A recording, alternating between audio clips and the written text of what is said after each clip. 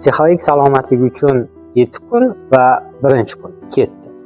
Xo'p, bugun mindfulness texnikasi haqida gaplashamiz. Mindfulness o'zi nima?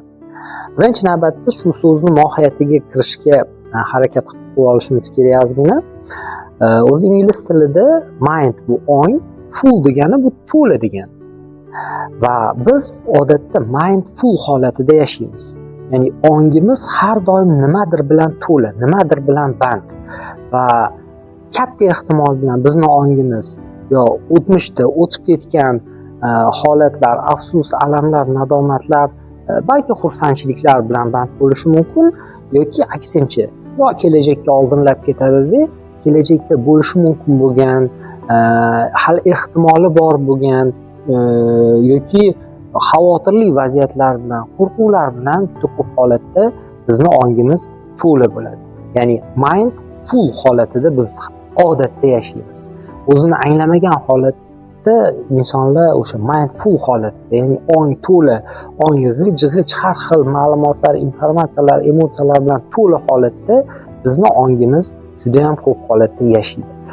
Bizga keragi bu emas. Bizga xalal beradigani bu. Ya'ni bizning ongimiz to'la holatda yashashimiz.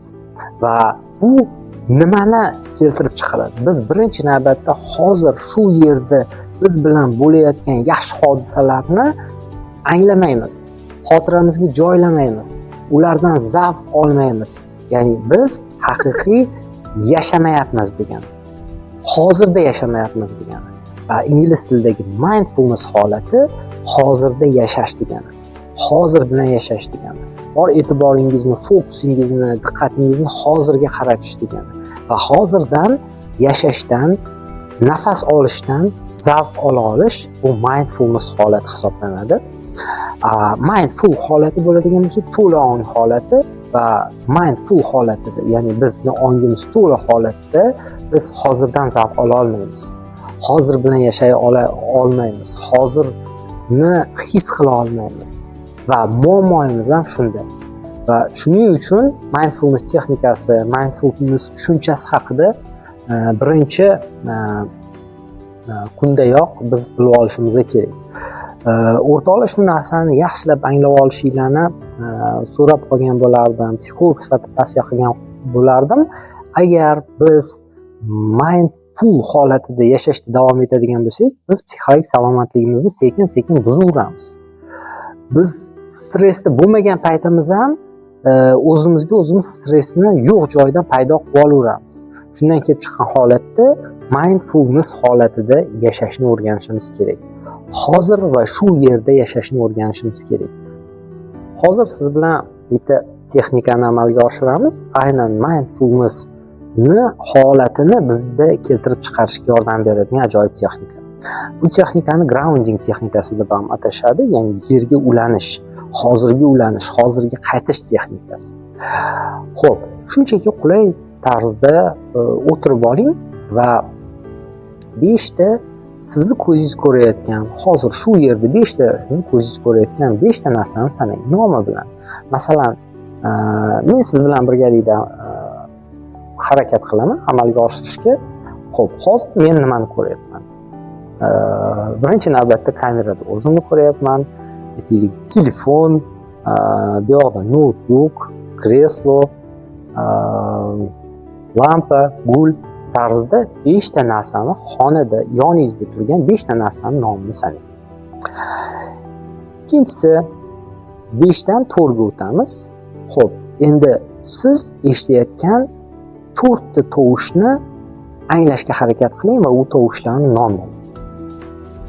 Va xonaga birdaniga tinchlik cho'mgandek bo'ladi bunday vaziyatda. Shunchaki 4 ta siz eshitayotgan narsani sanang.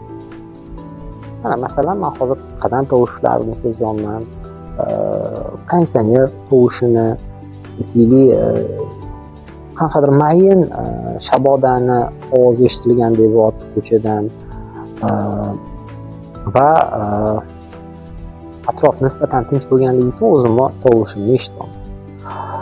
Keyingisi, 3 ta siz teringiz orqali his qilayotgan narsani topishga harakat qiling va bu diqqatingizni tanangizga qarating. Tanangiz nimani his qilyapti? Balki qayerdadir tortishish, og'riq, noqulaylik bordir.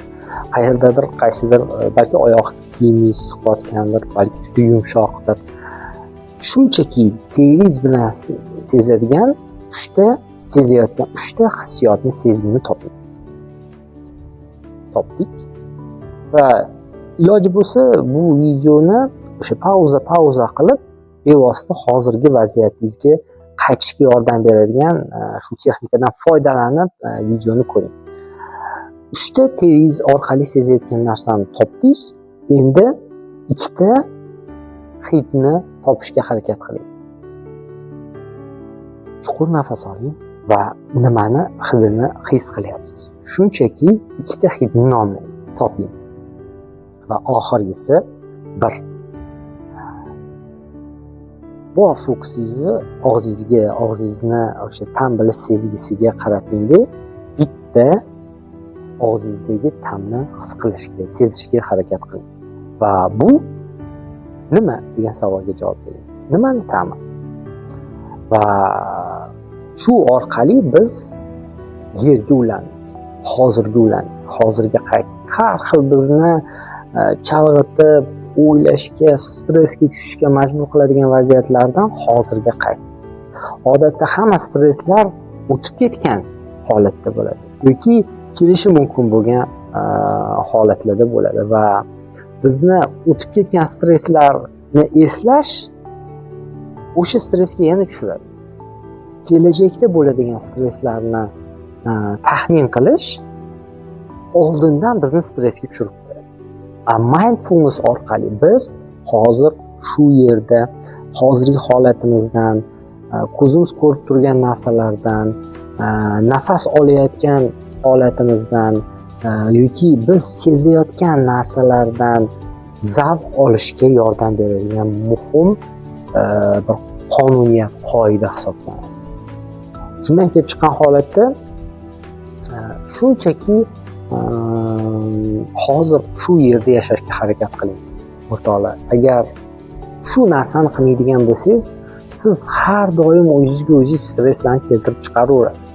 Va bu stresslar hech qachon go'yoki tugamaydigandek hayot stressdan iboratga o'xshab qoladi.